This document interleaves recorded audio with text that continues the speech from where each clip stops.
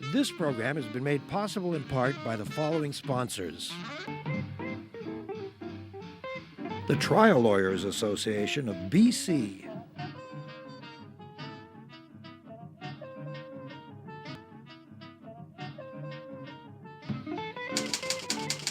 The Vancouver Courier Newspaper.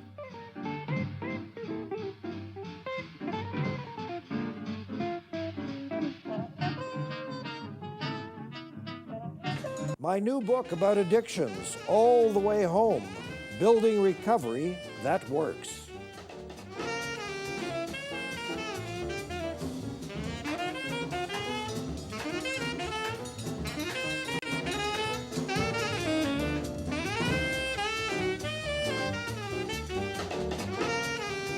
It's possible that he may not have been swimming with the sharks or thrown himself out of airplanes, but when it comes to show business, he has done it all and continues to do it all and surprise us at every turn. He has been, in no particular order, a stand-up, a singer, a songwriter, a comedian, a playwright, a writer of movies and television shows and radio, and a producer and director in all of those media. And now, as if he didn't have anything else to do, he is officially the theatre critic for the Vancouver Sun, and he is only Mark Leiren-Young. Hello, Mark. Hey, David. Good to And see you an again. old buddy and colleague. And let me say up front, in public, I've said it before, but let me say it here. I'm going to start crying. You gave me one of the great gifts of my life in that play, and I'm forever grateful. It's been such a part of my life. I've had so much fun with Shylock.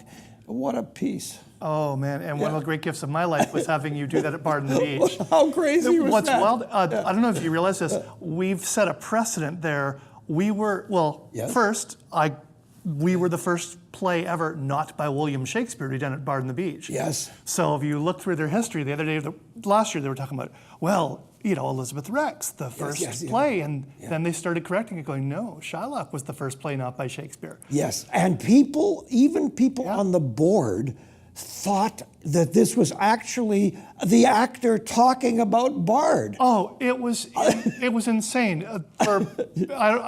Basically, this was a play where David Berner came out and he was playing an actor who just finished playing Shylock in Bard and the Beach, and the show had been canceled due to protests.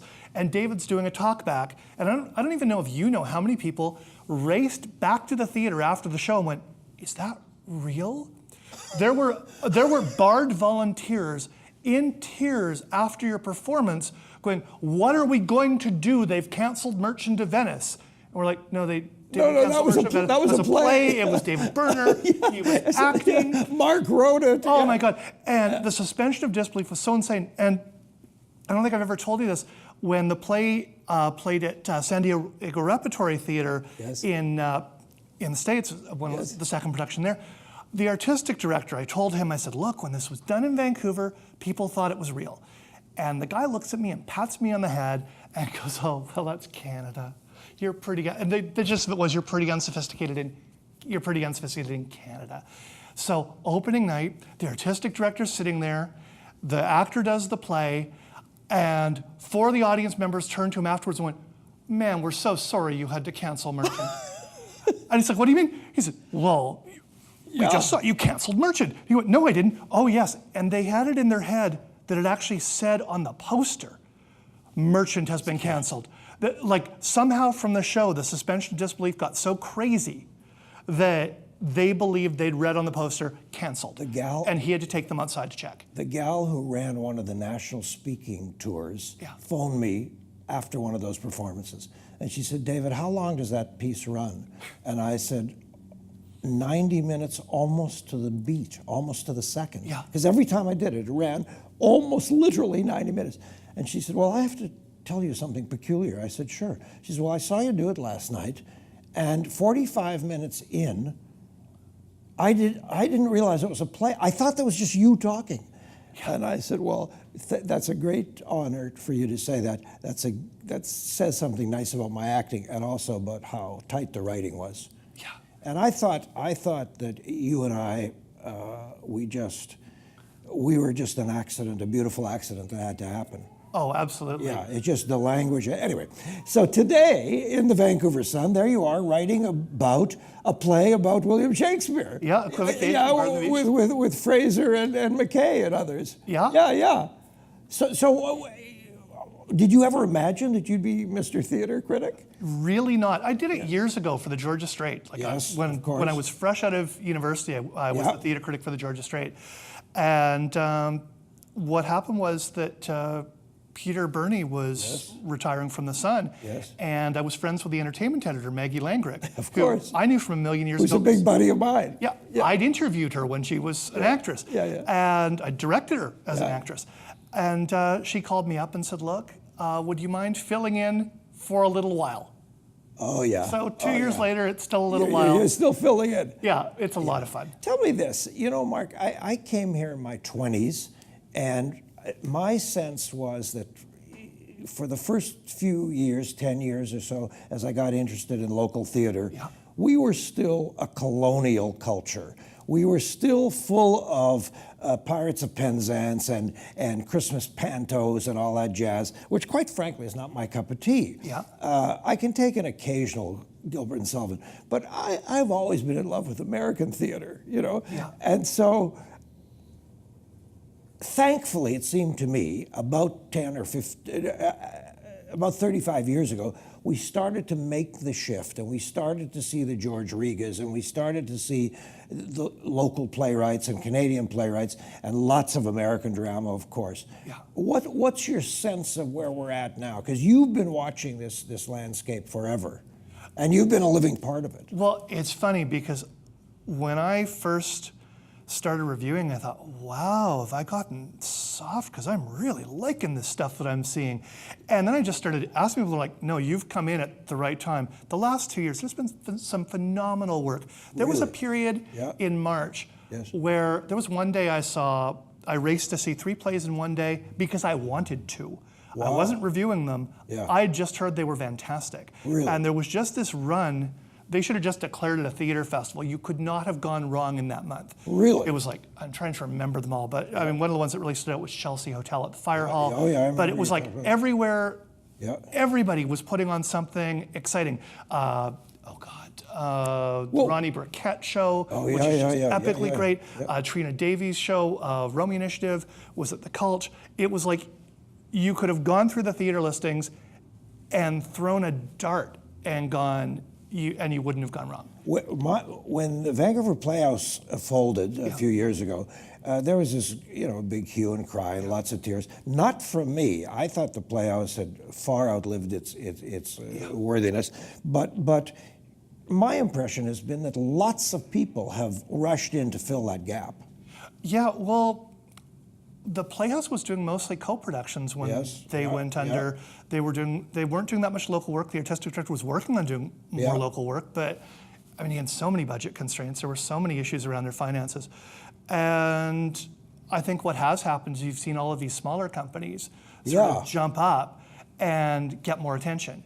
Yeah. So, that audience hasn't disappeared. That audience has kind of gone out there and gone, let's check out what Boca de Lupo's doing. Let's check out what the electric company's doing. Yeah, well, we've got these 2 big, unbelievable successes, possibly the biggest successes in Canadian theater history. The Arts Club and Bard. Exactly. Yeah. Here's Bill and Christopher Gaze. Christopher Gaze. Yeah. Hello, David. It's Christopher Gaze. Chris Gaze and Bill Millard. These guys are getting 98% houses. They take very little government money. They sell. Brilliant. It's amazing. But we've got all these other. The Culture's doing well, yes. Oh, Fire Hall's doing well. I thought the Fire Hall was a fantastic season last year. Yes. The Cult, I was excited about pretty much everything in their lineup. Little Pacific Theater right near my house in the basement of the church. Oh, Pacific Theater puts on the Seafarer and wins for best show. That was one of the shows in March. Oh my God, that was astonishing. I mean, there were shows I went to see twice. Really? Right? Oh yeah, because I just wanted to see them again. The performances were so strong. So as a critic, that's what you want. Well, but you're not Lloyd Dick. I mean, Lloyd Dick, bless his heart, a good buddy of mine. He was acerbic. I mean, he was running rapiers through people's hearts, and he was getting off on. Ran one through mine once or twice. I'm Sure. And he was a tough guy, you know. That's not your style. I mean, first of all, you're not a very mean person. I know you're a very kind-hearted person, but can you be kind-hearted and be a theater critic? I guess we'll find out. You know? Yeah. You know, I mean, you've still got to call them as you see them. But, you know, I mean, one of the things that I realized even when I was first reviewing is that just because something's not my cup of tea doesn't mean it's not working. Absolutely. Perfect example. There was a brilliantly done show at the Culture a couple of years ago. Yep. Was The Women of Charles Dickens. Uh-huh. It was done by an actress who was in Harry Potter. She's an English icon. Fantastic performance. Yes. Not remotely my cup of tea. Yeah. So, I mean, if you're one type of critic, Is that what you say? Yeah. When you write it? So I go, this is a fantastic show. Not for me. Yeah. But it's a fantastic show. Yeah.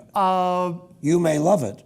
Yeah. So I mean, I try and be aware of who the audience is for the show, as opposed to going, you know. Yeah, but also, Mark, you're enough of a technician, you're enough of a mechanic yourself because you understand form and function, you're a writer, you've lived it, you've put it up on its feet, and so that you know when you're looking at something good whether or not it's your piece or not. Well, also, I find myself looking and going, there's a difference between a bad opening night and a bad show. Yes. Right? Yes. And you can usually tell. I've had both on my end. I've seen both. Where you're sitting there and you go, okay, you know that usually works. Yes. You can look and go, 9 nights out of 10 that works. Something went wrong tonight, and I try and be conscious of that. You go back sometimes. Well, you can't go back and review again. But But and you say that in English. You say, "This was problematic tonight, but I think they'll fix that up." Okay. I mean, I remember there was a show at the Waterfront when I first started reviewing for the Sun. There was something wrong with the mics, plain and simple. Oh, okay. Right. Yeah. So it was very hard to gauge the performance because they're acting their hearts out, and their sound equipment's just letting them down. And I'm going, there's no way their sound isn't fixed by tomorrow night. Yeah. Right? Like I just do not believe. My favorite Mike story I can't tell on the air, but you can figure it out. Okay, we'll take a little breather, I guess, is Mark Leiren-Young, who's the Vancouver Sun Theatre Critic. Among other things, he's racing around, acting on stage and making movies and stuff. We'll take a little breather, your chance to say hello at davidberner.com. Always happy to hear from you, and it is also that moment when those folks who support us here can say hello on Shaw Community Television, Cable 4.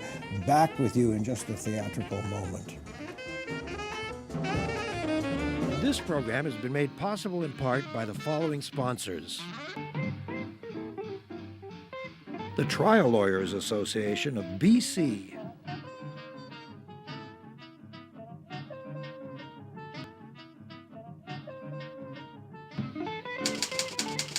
The Vancouver Courier Newspaper.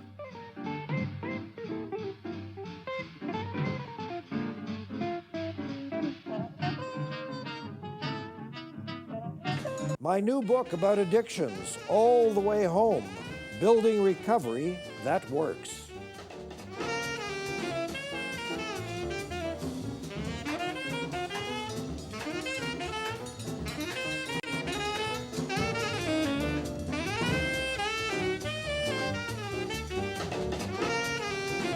Mr. Showbiz, I don't even know if he has a star on the Walk of Fame. Probably. Mark Leiren-Young, if you don't, you should. Do you have one? No, I don't. Yeah, Feel free to, Yeah, we could recommend each other. Excellent. Okay. So there was a time when I would look at those hopeful kids at Studio 58 at Langara and think, okay, you've got great teachers, you're doing great work. I've seen some productions there that have been killer. I thought possibly one of the best Guys and Dolls I've ever seen in my life was there. I've also seen a few that weren't that hot, but mostly terrific. And I think, okay, but what's the point? Where are you going to work? But now I'm getting the sense that I'm wrong. Now I'm getting a sense that these kids who graduate from these programs do have a place. Yeah, well, I mean, and they're also learning to make work. I mean, we've come out of the Fringe Festival aesthetic where everybody's learning how to create their own shows. And I think that's a really good thing. And when we were talking about what's happening in Vancouver theater, so much of the really exciting stuff comes from people who've created their own work out of their own passion. Are we still fringing? I forgot. We're still fringing every is it? September. September. Yeah. Yeah. Is it? And is the it epic still around ones- Granville Island? Yeah, and the epic ones in Edmonton and Winnipeg. Yeah, Those yeah. are huge. Yeah. Those are just And huge. for you personally, have you gone to great centres like Edinburgh for things like the Fringe? I've never been to the Edinburgh Fringe. I've performed at the Edmonton Fringe a lot. I actually did my Really? first ever one-man show of my own. What were you in Edmonton? doing? I did a show called Greener Than Thou because I've been doing all of this environmental writing. Yes, yeah, Green Chain. I did the movie The Green Chain. I did a comedy, The Green Film. Green Chain's just got a special release coming up in Toronto this fall. I found out this morning. Wow. So it's been an interesting day. Yeah, tell people about that. Green Chain. The Green Chain was a feature film. The Green Chain was sort of inspired by what we did with Shylock, where it looked like a documentary. Yes. I hesitated to use the word mock doc because it usually means comedy. Yes. But then we were a finalist for Best Mock Doc at a festival in LA, and I went, okay, we'll embrace it. Okay. But it was 7 interconnected monologues about the forests, and I had Tricia Helfer from Battlestar Galactica, Tom O'Pennicott also from Battlestar, Brendan Fletcher, Gillian Fargie, who won a Leo Award, Scott McNeil, and 2 people who are no longer with us, August Schellenberg and Babs Chula. Astonishing. And the conceit was they were talking straight to camera, they were talking to me, telling their story about the forest. And what happened, same thing that happened at Shylock, people believed it was real. And audiences believed it was real. We had people yell at programmers who said, why did you program this as fiction when it's clearly documentary? Air Canada ran it as documentary because somebody got confused. You would see it on TV, like everywhere it was showing up. But it was entirely constructed. It's yours. Entirely You wrote constructed, it. entirely fictional, and people would argue and not believe it was fiction. It won an international award in Barcelona, I still think, because they thought it was real. Who paid for it, Mark? How did you get it funded? It was Super Channel TMN, and Say again? Super Channel and TMN. Wow. And Yeah. and it's been a while since I've talked about it, so I'm like making sure I've got the right channels. But it was paid for through that, and we got funding from Telefilm. But you see, I think that's one of the toughest gigs in show business because I've had so many people bring their scripts to me and say, would you read this movie script? And I always say the same thing. I say, I'm happy to read your movie script. Please understand at the outset that the distance between writing a movie script and seeing it on the silver screen is intergalactic. Oh my God. I remember talking with Gillian Fargie, and she says, when's this going to happen? I said, it's going to happen in a few months. And she laughed, and she's like, I've made a lot of first films. Good luck with that. Yeah, exactly. It took years, and we were only filming 7 sequences because post-production takes forever, and all these different things that you wouldn't think take time. I saw an interview with Alec Baldwin, and he wasn't great, but he was interviewing the great Gene Wilder at Wilder's home. And Wilder said that Mel Brooks asked him to do the producers in such and such a year. Yeah. And then he never heard from him. He said, don't take another job because we're going to do this. Meanwhile, he took 15 jobs. Yes. And 3 years later, he's doing a show, and Mel Brooks walks into his dressing room and says, oh, I got the money, we're doing it now. Yeah, that's how it works. It's hurry up and wait. But it was fascinating because, like I said, people thought it was real. I got the sense watching. I saw little clips and I saw still shots that when you were directing that, you directed it. Yes. Right? It's your own piece. Wrote and directed. Yeah, that was like the second or third most fun you ever had in your life. Oh my God, absolutely. There was a moment when we were filming the logging sequence, and I was able to tell the logging truck where I wanted to go. And we're filming the logging truck, and they're moving this really heavy equipment. And all I could think of was this great Orson Welles quote, was that this is the best toy train set a kid could have.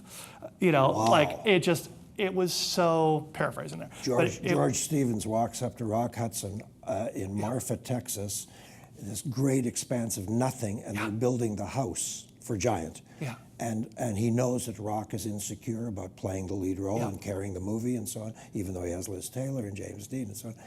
And he says, Rock, we're building the house. What color? It's your house. What color do you want? And Rock looks kind of mystified, and he says, brown. And Stevens goes, brown! Oh, man. I've done that with TV. It's such a hit. Yeah. Right now, I'm writing my the second feature I'm planning to direct. I've written other scripts that have been optioned and all that. Yeah. But I've got a draft due any second now Yes. for a feature that has a couple producers attached. We've got some actors going on. Yeah. But, you know. Did you write in good locations for yourself? I hope there's Bahamas and there's Cyprus and. It's yeah, I didn't think of that. It's actually it's a Mark. prison film, so that'll be tough. Prison film? Prison film. Oh. Inspired by the life of a good friend of mine. Oh, So, yeah. Okay, very exciting. I'll wait to hear from you for my part. Okay. As I know a lot about prisons. I Nice. spent You ages. do, actually. Yeah, I do, actually. Yeah. So you just played right into what I was going to ask you, which is what's coming up next, because I know you, and you are not a guy with a quiet mind. Okay. Well, I've got that movie happening. Just found out the Green Chain's happening again in Toronto. Yes. Possibly the Green Film, which was a short comedy. I've got a new book that's out called Free Magic Secrets Revealed. Yes. Which Free was Magic Secrets which was Revealed. like a second comic memoir, and this is about a disastrous stage play I did in my teens. Yes. But do you actually reveal some things? I don't. Yes, and mostly about growing up. Okay, But yeah, there are yeah. some secrets in Yeah. there too. Shylock is happening in St. John's, Newfoundland this month. Wow. Shakespeare by the Sea. So wild mix of Shakespeare by the Sea? That's where Shylock is happening? Shakespeare by the Sea. I didn't know they had that. Yeah. I've played in Newfoundland, and I can't remember the stage, but I know that the Newfoundland audience was unbelievably receptive. Yeah. Played a Mammoth piece there and loved every second of it. Oh yeah. Yeah, Oh, it's yeah, amazing. yeah, So no, they approached me a few months ago about doing it, and there's been a one-man show version of my book, Never Shoot a Stampede Queen. Yes. That's been touring around BC, and we're That's a great title. it was so much fun. It just played Haida Gwaii. Yes. So that's been huge fun. I had 2 different people play me this year. That was insane. Wow. Ryan Beal and Zachary Stevenson Playing you. playing me. So In what? In Never Shoot a Stampede Queen, the memoir that I wrote about being a reporter in Williams Lake. So Ryan Beal did it in Kamloops, where we pretty much sold out every show. Just insane. Yeah. And Zach did it at the Arts Club, which was fantastic. And so he just did Haida Gwaii, and he's toured. I would have 2 problems playing you. First, I don't know if I could grow my hair that long. And secondly, you have very big, wide eyes, and I'm a squinter. So, Too funny. but otherwise, I could pick up your style. I also don't sit still very well. I know that. This is a challenge. This is about as still as you've sat. I think so. I don't know. Should we tell the audience that when we first did Shylock, we always had you sitting way at the back? So it wouldn't make you guys dizzy? So you were jumping up and down. Yep. Yeah. You and me and our director, John Giuliani. It was just amazing. Yeah, we miss him. He was such a great addition. So you're always up to something. Always. Yeah. What do you think, if anything, if you were the theater god? You're close to it, I know, but if you really were, and you could sprinkle the air with magic dust, what does the theater scene in this town need? Wow. What does it need a bit more of? It's funny. Yeah. The answer that I come up with is publicity. People just need to know what's happening. Really? We've really got good stuff happening. Yes. But the word doesn't get out about it. And we could use more mid-level venues. More 200 seaters. Yeah, I agree. I agree. It was really exciting to see the York open. Yes. Oh my God, it's exciting to see. Yeah. Is it? I haven't been there since it's reopened. Is it wonderful? It's beautiful. They could use more lobby, but it's beautiful. Yeah, It's a lovely. I played there when it was the York, like 1,000 years ago, and I loved playing it. I think it's like the only theater I haven't played. Really? Because at some point, well, you remember I used to tour with Local Anxiety, my comedy duo. Yes, of course. And we were just, it's funny, they, Is he alive and well? Kevin Crofton, alive and well, and the National Post just did a piece where they ran all the lyrics to our song "Forgive Us, We're Canadian" for a piece on Canadians saying we're sorry. When you first came on my radio show in 1993, you realize we've known each other for 20 years. Yeah. You and Kevin did this song about, "Excuse me, I'm sorry, I'm straight." Yeah, I'm white, I'm straight, I'm sorry. That was our classic number. I'm white, I'm straight, I'm sorry. What's worse? I'm wasp and male. I'm so middle class, and I make Wonder Bread seem stale. Yeah. I've been bad historically. I got them Wagyu blues. That's been a while. Yeah. Does your mind still work like that? I think so. It never stops. No, I'd love to do that stuff again. It's so much So you would ask people, you'd ask for more publicity because you think there's lots of good work. Are you seeing things now that, this is kind of I mean, you're obviously an enthusiast anyway, but are you seeing things now that leave you devastated with tears that just blow your mind? Are you Absolutely. Yeah? Yeah, absolutely. I mean, I'm knocked out by The Tempest that's playing right now, Bard on the Beach. Yes. So it's exciting. It's exciting times. I mean, And Alessandro did the soundscape. yeah, it's beautiful. And he's been for quite a while now, kind of regular part of Bard, especially with music. Although he's a fine actor. Yeah, Alessandro Giuliani, he's a real talent. Yeah. So there are some real talents out there. Do you have a desire to be up on that stage, horsing around? Up on the stage? No, I've got some more plays that I'm working on right now. I've got a new play I'm very excited about. Actually, 2 new plays I'm working on. I'm very excited about. Good for you. Okay, Yeah. Mark. Great to see you, buddy. Yeah, Thank you so much, just this endless bundle of energy. It's so cool talking to you again. Well, we're very lucky. We're two guys of a certain age who just have a ton of energy. Excellent. Yeah, thanks. Thank Good you, to see David. you. All right, folks, speaking of a ton of energy, he's in his 70s. This is our guest next week. And he was Surrey mayor for like 1,000 years, but now he wants to be it again. So Doug McCallum will join us. He's thrown his hat into the ring now that Diane Watts has said goodbye, goodbye, goodbye.